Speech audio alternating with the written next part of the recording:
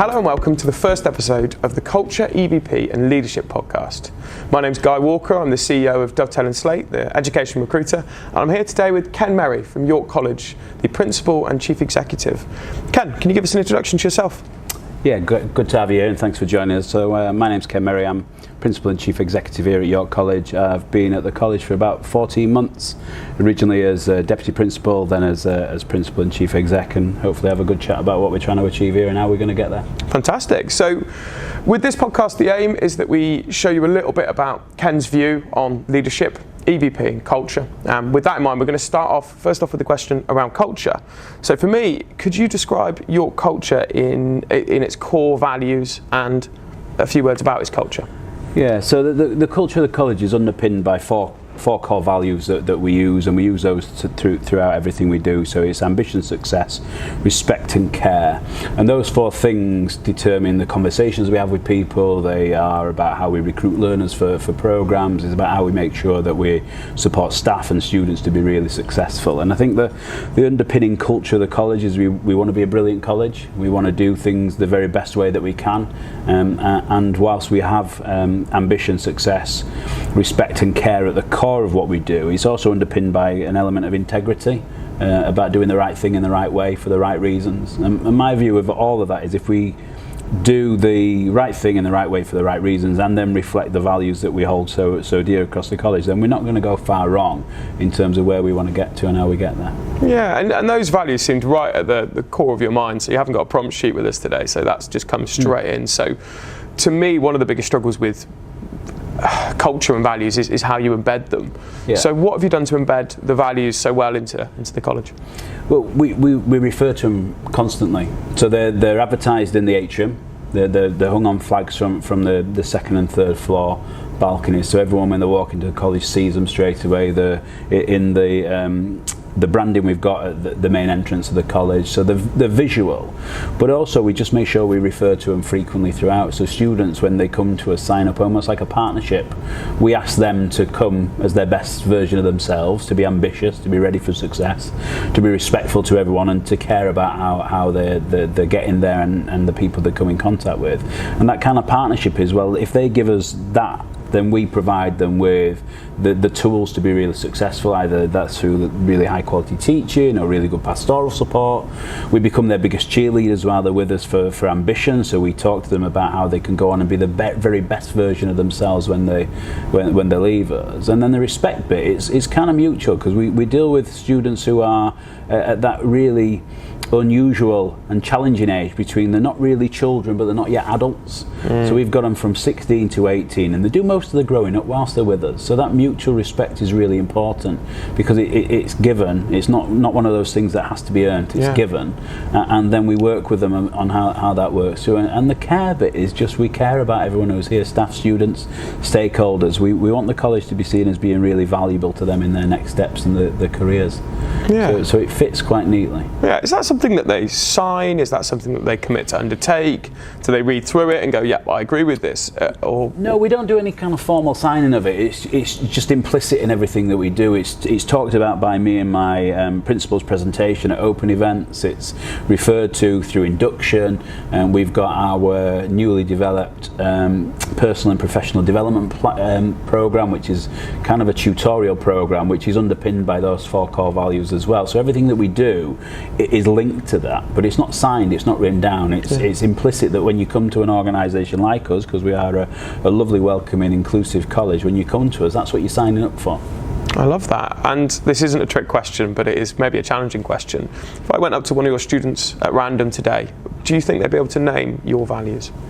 It depends how long they've been with us. You know, we're on A-level results day to day, so the ones who are leaving probably will be able to do it, because they're so well ingrained into where they are. Newcomers probably takes them a couple of weeks to get to grips with it, but ask any member of staff, they'll be able to reel them off without any issue at all. Yeah, and I promise that wasn't a trick question for me. It's trying to understand how well embedded these core values are, because you see lots of organisations externally, they shout, yeah, we do this and this is what we do, and then you get into the belly of the organisation and those values don't become lived, and actually they become a bit of a a statement into the world, but not back into the internal world. But it's not.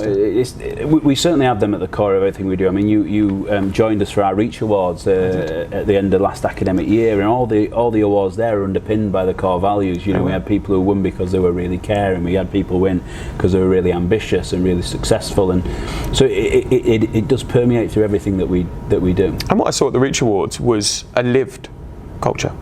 Being sat at a table at random, I didn't feel like I've been seated with people that gave the best show or whatever, but sat with a director of curriculum, sat with a parent, sat with a student.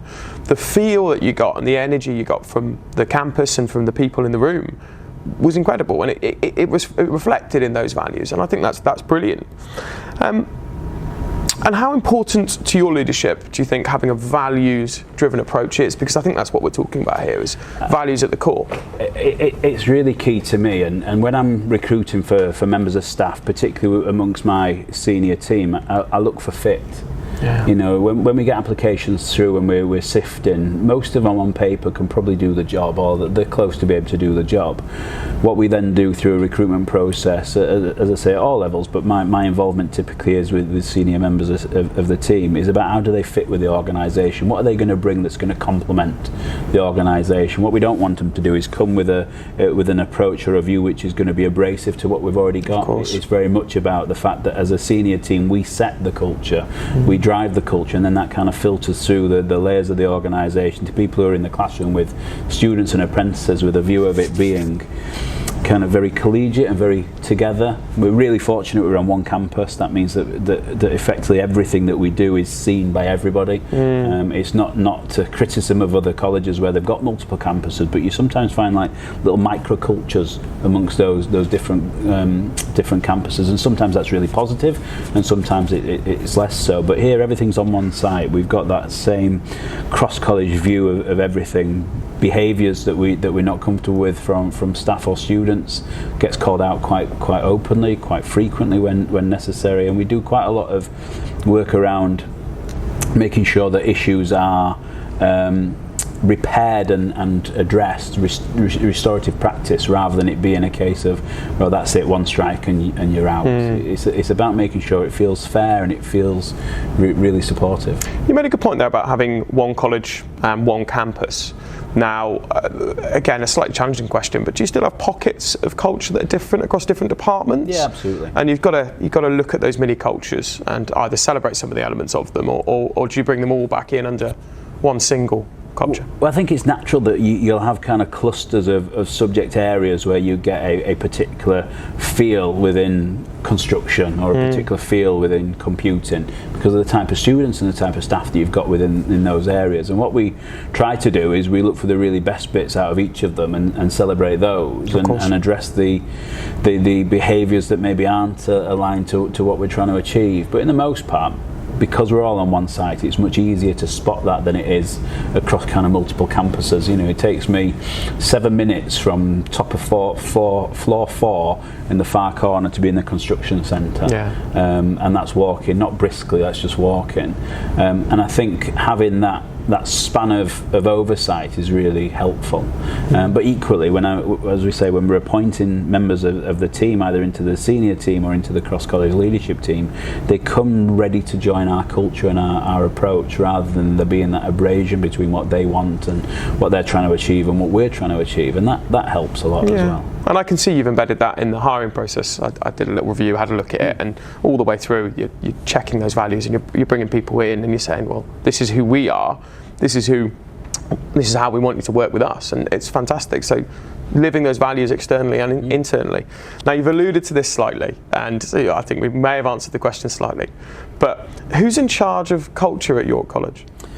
I mean, it's an odd one, because the answer should be me. But it's about me being in a position where I set the tone and are really clear about what I'm expecting to be achieved, and then everyone else is in charge of the culture. And I'm very much a believer that the culture starts in the classroom and should work its way up. So whilst I could signpost where we want to get to, it's the people in the classroom that actually take us on the path to get there. We want the college to be really, really inclusive, want it to be really successful, want it to be a brilliant place to study, to work, and to be part of the community. That's my vision, but the way that we get there is by everyone buying into it, and the people in the classroom are the leaders of that. Yeah, and they connect with it. We live through those values and we share them and talk about them. Ken, thanks for sharing your thoughts on culture for me. It moves me really neatly into the next section, which is employee value proposition. So EVP is essentially why people work for York College. And for me, pretty much every college in the country is going to be sharing some of the same pains around EVP. So what I would like you to share with me is, can you list the top 3 benefits of York College's EVP? Yeah, I mean, I think probably the first one is that we try and pay really competitive salaries across the range, and I know that that's kind of almost a given that you get paid well for the role that you do, but we do try and go above and beyond in terms of that. I think the other thing that we really support staff about is development, so we've invested a lot in their development in terms of, if we've got members of staff who are really ambitious and want to become leaders, we've got aspiring leadership programs. If we've got members of staff who just want to be really good teachers, we invest in their craft of teaching, we give them plenty of support and guidance around that.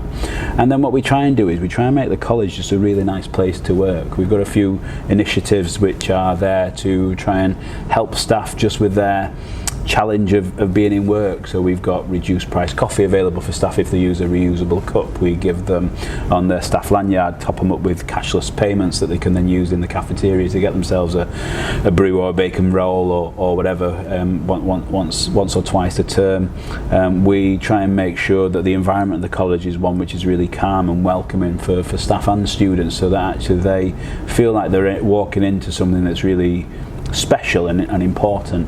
And for me, it's about how they fit with us as an organisation as well. So we started earlier about culture, but I do really believe that the culture of the college is a really big selling point about what we offer and what we do. It's worth noting that a culture isn't really an EVP unless it's communicated externally, and as we talked about, you really have nailed getting those values out into the world as well as running that culture internally.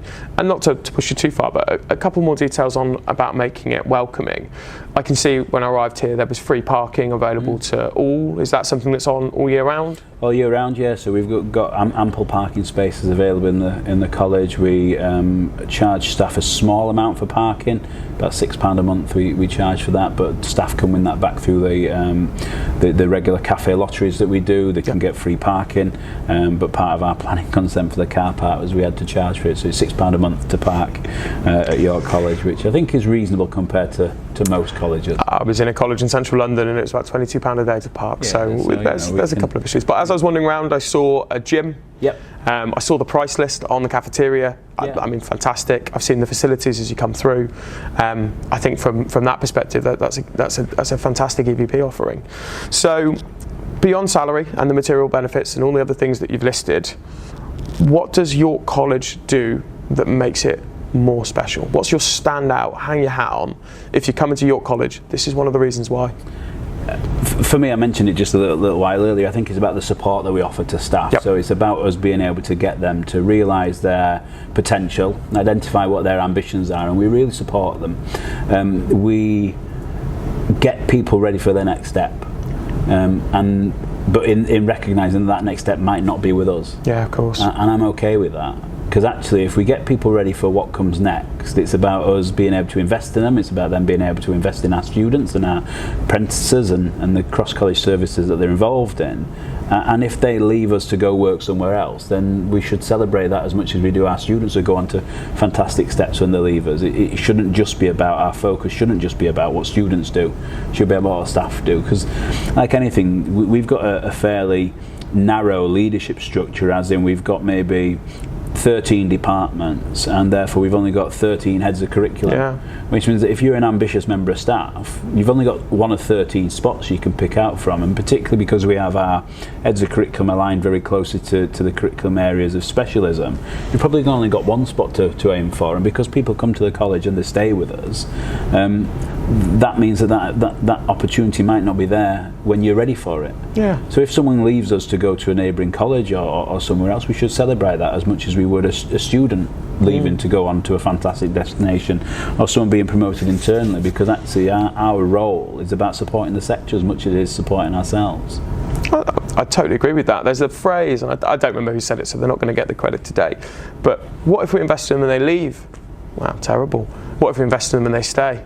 you have to work as if people are going to be here for the long term, and it gives you that resilience in the organisation as well, right? Yeah, I mean, equally, I mean, it's quite a famous quote, and it's often attributed to Branson, but I'm not sure that he did say that. And it's the follow-up to it is, but what happens if we don't and they stay? You know, what happens if we don't invest and they end up staying? Well, they just become a bit stagnant and a little bit kind of, I don't know, it just doesn't move in the right direction. It doesn't feel right to do. I mean, something else Richard Branson did say, and quite famously said, is about his approach to leadership is that you train people well enough for them to be able to leave. You treat them well enough so they choose to stay. And I think that's part of what underpins our culture and our approach, because we do develop people, and sometimes people develop and they're ready to go and they're ambitious and they see the opportunity of progressing career in terms of responsibility or in terms of salary or in terms of that next step that lead on to future. I'm sure that within our college staff we've got probably half a dozen future principals, and they can't get there here whilst I'm here. Yeah. So they're going to have to go somewhere else, and that's fine for them, and it's also fine for us, because whilst they're with us and they're getting ready for their next step, they'll get 18 months to 24 months of really high quality work out of them, because in order for them to progress they need to be able to demonstrate impact. In order for them to demonstrate impact, they've got to do really well while they're here. So it benefits us in the short to medium term, and it'll benefit other colleges in the long term, and that's how it should be. That's how I was able to build my career up, by being able to be ambitious and being supported in colleges I worked in, and being able to progress and move forward. So there's no reason why we should take a different approach here. And you see this quite often in the public sector, you see it quite often in colleges. People will go to, we're not going to call them a competitive college, but we'll go to a local college, they'll take a promotion, they'll get a little bit of experience, they'll bring back loads of what they've learned, and they'll come back to the college that they first started at anyway. Absolutely. So you have to give people that freedom, you have to invest, and the outcome for you is a fantastic student experience. So great. Why not, right? Thanks for that, Ken. That was great. That's really insightful to take a look inside what development for people in the further education sector it puts in. And if you could improve one area of your EVP, what would it be? It'd be about us just trying to make sure we nail the workload issue, trying to get it so that staff have got that real balance. We've done some good stuff in recent months. We're trying more stuff over the next few months into this next academic year, but I've got a real challenge, I think, around the what we expect from staff in the sector and how we make it easier for them. So things like embracing and really taking advantage of the capacity of AI, making sure that we tell people how they can use it rather than just letting them free to have a go. If we've got some good practice somewhere that makes a teacher's workload easier, let's share it across the college. We've tried to reduce the amount of teaching that our teachers do, so instead of doing 25 hours a week, we're trying to get them to do more like 22 hours a week. Brilliant. To give them a little bit more breathing space and a little bit more time for thinking. We're trying to build into the broader offer a range of enrichment. So if you're a member of staff and you've got something that you're really passionate about, but you might teach, I don't know, pick a subject, geography, but you might be really passionate about Taylor Swift. There's an opportunity there for you to be able to take part in a Taylor Swift appreciation club, set it up for students, as an enrichment activity that enhances the student's experience, but also allows you as a member of staff to indulge in one of your little passions or one of your little projects that you enjoy. So we're trying to get that balance right, but if I had a magic wand and I could fix one thing, it would be that. Work-life balance is at the forefront, and I think that took an acceleration in COVID. Yeah, absolutely. People moved to a really flexible working model, and as we've seen across various colleges, the speed to adopt and match that has been a little bit less. So is there any flexible work within the York College teaching curriculum? Well, in teaching, the agreement is if you're teaching, you're in college. If you're not teaching, you can be wherever you choose to be. So if you are timetabled, I don't know, say 9 till 12, you're expected to be in class 9 till 12, but 1 till 4, you might not have any classes. Well, you can be wherever you wish. You can go home, you can go to the dentist, you can do your marking in the staff room if you wish, but you've got that flexibility to kind of be wherever you need to be. In professional services staff, we have a well-embedded hybrid working approach. We've got teams where they will, there's expected to be a coverage in college on any given day, but between them they will work out who's covering what, and more often than not, professional services staff will do 1, maybe 2 days a week at home on a bit of a rota. It's just more challenging with teaching because we believe that teaching face-to-face gets more impact than remote teaching. And it's more collegiate, it's more enjoyable for the staff and the students, so we really have pushed hard for face-to-face delivery, and with that carries some limitations to what we can do around flexible working, but we're trying. I think largely most people that get into teaching realise they're going to be stood in a classroom. I think you'd be slightly disillusioned to think that suddenly you'd be teaching via a laptop, and I think quite a lot of people through the pandemic took that as a bit of a shock because the outcomes were not as good from teaching through a computer screen. There was the less of the interactive engagement and less enjoyment for the actual tutor. Yeah, I think people did it through the pandemic because they had to, but most people, if they're being truly honest about teaching, they prefer that kind of social interaction of learning. Okay, so the kind of final question on EVP, and quite an important question. For you, does EVP shift over time? Is it something that you're working on with your HR teams? Is it something that you're curating and manicuring, or is it just something that happens? No, I mean, EVP is really deliberate in terms of what we try and achieve, but it does flex over time. I mean, there's some constants to it. So like the what we're trying to do around the culture and the brilliant identity that we've got of the ambition of being a bit better next year than what we were this year, and a bit better the year after that than what we were next year, will remain constant. But how we get there and the levers that we pull around that kind of employee offer will change. You know, probably the pot of money that we've got to spend on it or invest in it will remain probably finite. You know, there'll be a little bit of flex on that potentially. So it's about how can you get best value for money out of that. So, you know, some of the things that we're trying to look at for next academic year is around like electric vehicles, salary sacrifice. Yeah, of course. That carries some cost to the college or some risk of liability to the college. So we've got to kind of flex that. The listening ear volunteer that we've got now, where we've got a dozen members of staff across the college who've taken mental health first aid training courses to be on call if a member of staff is in crisis and needs support, or just need to get something off the chest. They can go for a brew downstairs with a member of the listening ear volunteer team and just get it off the chest and hopefully feel better for it. So there's things like that we're trying. But you know, if you look at what we offer now compared to what we maybe offered 5 years ago, it'd be distinctly different. And I think if we were to look at it again in 5 years' time, it'll have evolved dramatically from where we are now. It's about us trying to make sure that the offer that we've got is aligned to what people need and what people want, versus it just being a tick list of stuff. Well, this is what we've always offered, therefore this is what you get. Fantastic. And it sounds like something that is then under constant review. It's adapted to the workforce. Are there any tools or anything you use to do that? Is it done through a survey? Is it done through just being a voice that's present? Is it done through one-on-one conversations? Yeah, we pick it up through a staff survey in terms of what would they like to see in terms of support for them. It's picked up through some of the stuff that we do across college. So we've got plenty of staff development days where we kind of test the temperature of what's happening. And we're fortunate in as much as we've got a head of CPD in organisational development who takes the lead on that, and she's really good at tapping into, well, what is it that people are thinking and saying, and people will have those open and honest conversations with her about what it is that they really benefit from, and then she's able to come forward and say, well, actually we can do this, but it'll cost this. Is that something we want to do?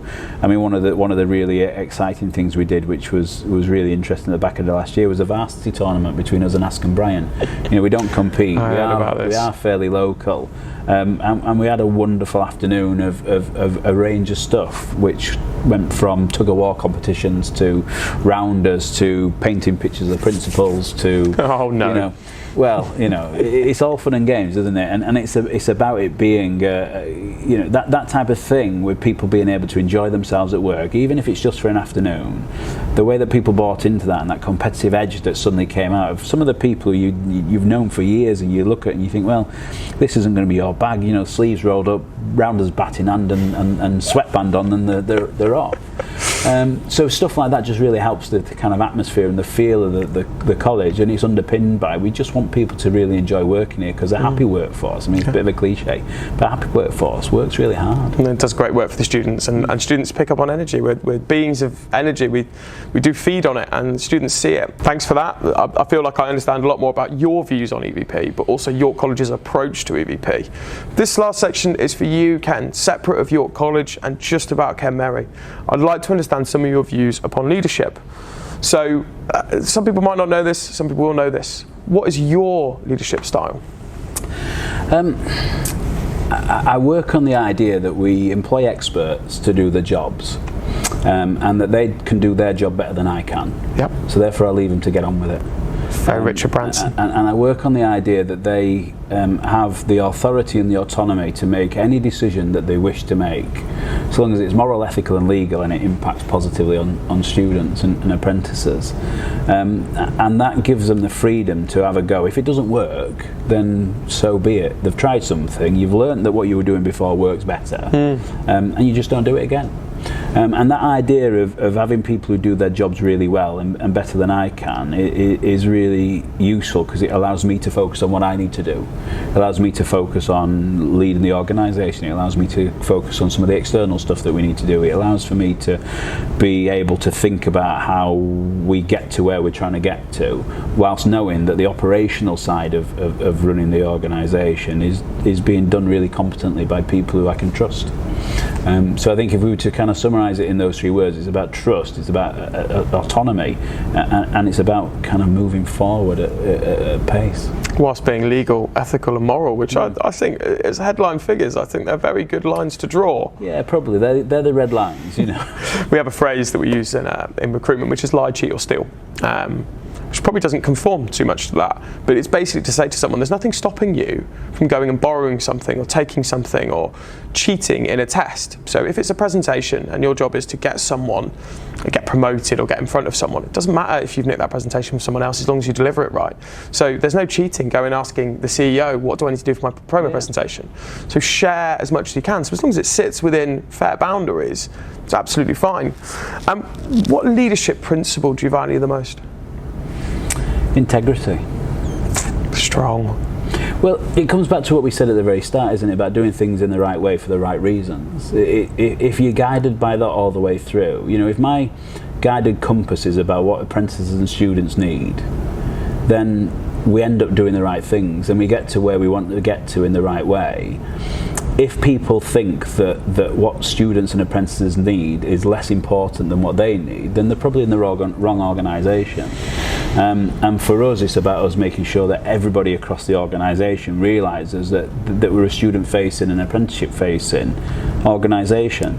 You could be a member of finance in a local authority. You don't get to work with students. You could be a member of finance in a building firm. You've picked to work in a college. It's not enforced. You can leave if you decided you wanted to leave and work somewhere else. So you need to recognise that with the organisation you're in, there are certain parameters that you're working within, and one of those is that the students and apprentices come first. Yeah. And you know, lots of colleges will say we put students at the heart of everything we do, and that lots of colleges will say students first, staff always, or whatever kind of cliche catchphrase I want to place on it. But ours is about just doing the right thing. And if we do the right thing, then all the external regulators that have an interest in the organisation, all the external stakeholders that have an interest in the organisation should be reassured that actually we're doing things in the right way and we're aiming to get to the right place. Absolutely. And the way you spoke about integrity there, I think that's a bit taken for granted for most people. I don't think people see integrity as valuable as it is. Just doing what you say you're going to do, sticking to your word, and if you put something out into the world, knowing that someone's going to hold you to account to it, and doing so willingly. Yeah, absolutely. So too many people, I think, get caught out in the act and then are forced to act with integrity, and I think that's the opposite of the intention. Yeah, I mean, again, we're going to go around in circles about quoting people who we can't say who it is, but there's someone who says integrity is doing the right thing when no one's watching. Absolutely that. And I think that's really important, and that guides what we do. You know, it underpins our college values. It's about us making sure that we are doing what we say we should do. We have the privilege of educating nearly 10,000 people a year. You know, if we weren't to do what we said we were going to do, we're letting a lot of people down, and that's not comfortable. I totally agree with that as well. Stand out role model. Who is that current beacon for you? Who are you embodying at the moment? A role model, it's an odd one, isn't it? Because actually, who do you want to model yourself on? I'm not sure that I do. A lot of things that I look at in terms of leaders, I think actually that they have certain qualities that I like. You know, the entrepreneurial maverick spirit of someone I see as being kind of quite interesting.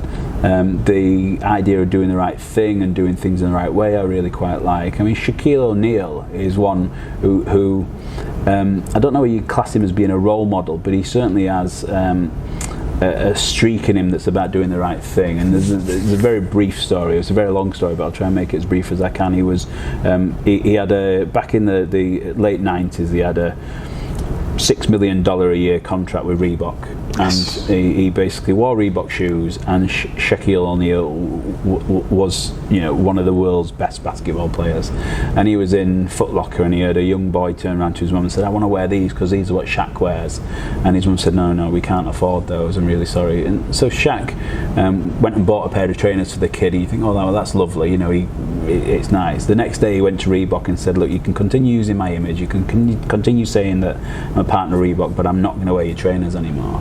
And he went and designed his own pair of trainers, sold them in Walmart for $25 a piece, so kids could wear Shaq shoes. Yeah.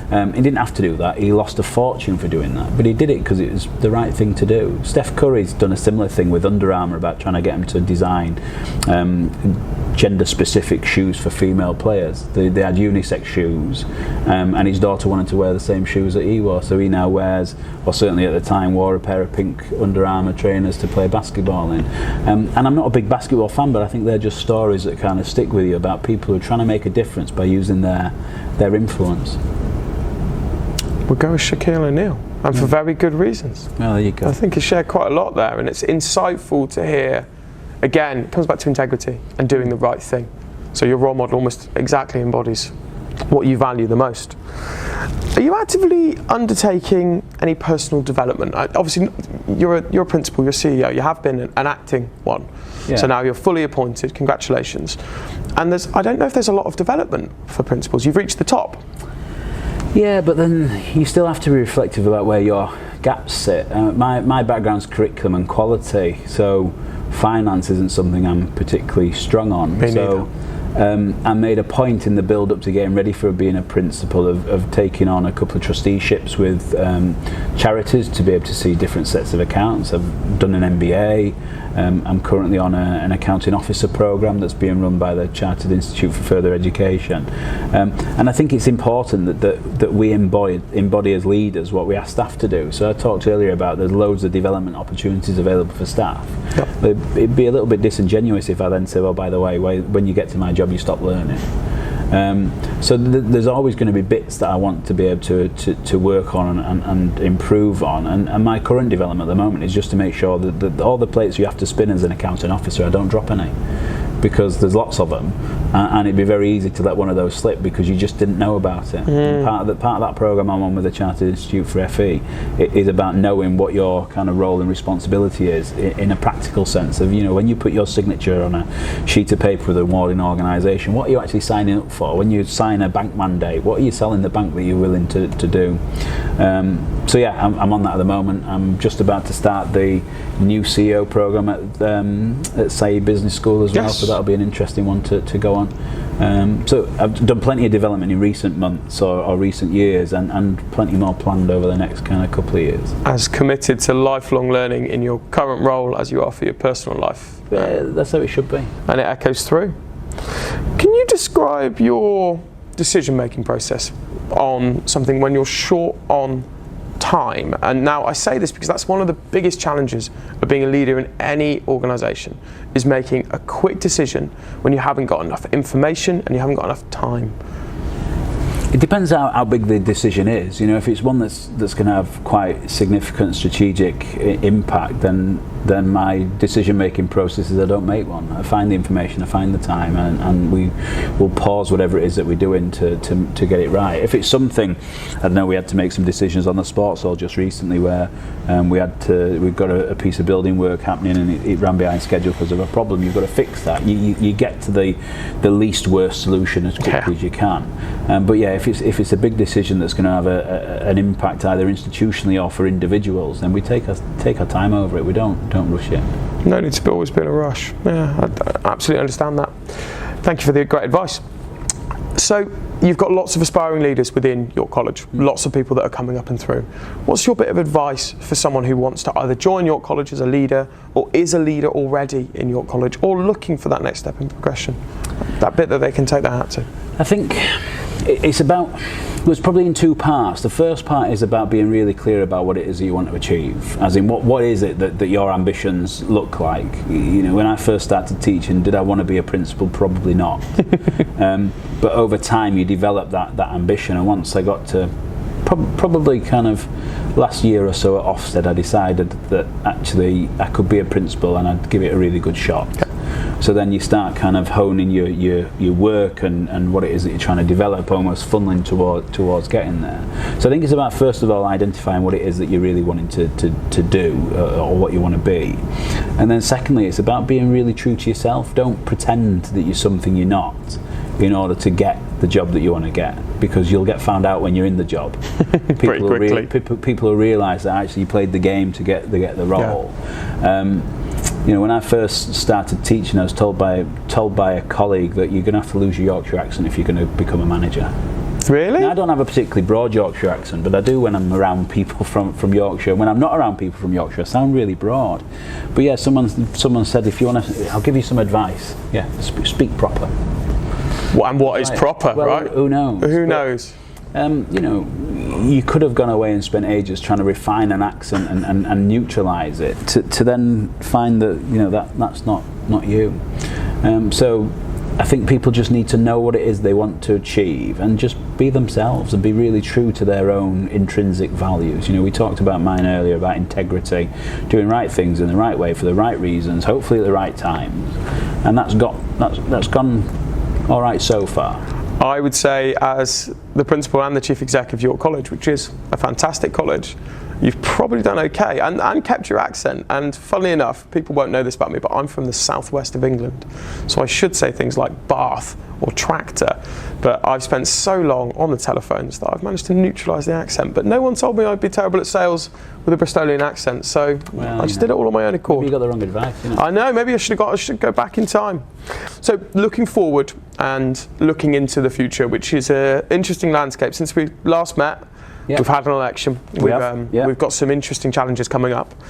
What do you think what's your view on the challenges that a modern college leader is going to face in the next sort of 5 years?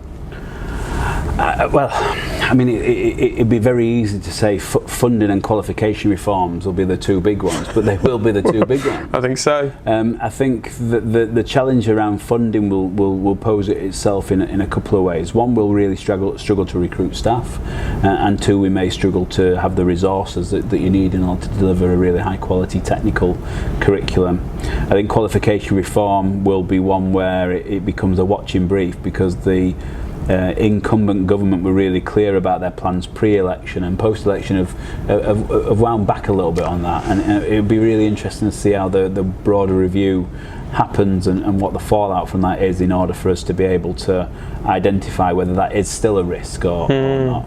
But I think that the really big challenge, if we're going to move away from those two things, a really big challenge that we will face across the sector over the next kind of 5 years or so is about growing our own talent. I think we've got really great teachers at the moment here and other colleges, and you've got really competent senior leaders, but it's that middle leadership layer that's going to be really difficult to grow and develop. And I think we're either, as colleges, going to have to grow our own very quickly, or as a sector we're going to have to put in some really comprehensive development programs for those aspiring middle managers to be able to plug that kind of head of curriculum, head of faculty, deputy director kind of tier, because without those we're not going to have the future senior leaders, and it will end up kind of with a vacuum that will be filled with probably not the talent that we want. Yeah, you've got so many ambitious people coming through, and I've had quite a few different conversations with colleges around what progression looks like in further education. If you go on to any college and type what does progression look like, there is very few colleges that talk about the layers of progression. And everyone I say, what about progression at the college, they go, it's not a lot of that. And when you brine that question back to say there's not a lot of progression in colleges, the man sat in front of me has had a very rapid career and a rise to the top, but a long career. So someone telling me there's no progression, I think that's a bit of a lie. I think we need to get really good at communicating to someone that's getting into education that you can go from an educator all the way through to a senior executive. No, agreed. And I think one of the things that we maybe need to think about is what do we mean when we say progression? Do we mean you get a different job title? Do we mean you get a different salary? Or do we mean you develop your skills so you're better placed for your next role? And I think when we talk about progression, certainly here, we talk about progression being both of those. That progression in terms of responsibility and salary, but also in terms of ability. Of course. And we get people who become really brilliant teachers, and then we talk about how do we celebrate and being really good teachers, because actually in any industry, but teaching's a prime example of it. If you're a really good teacher, doesn't mean you're going to be a really good manager.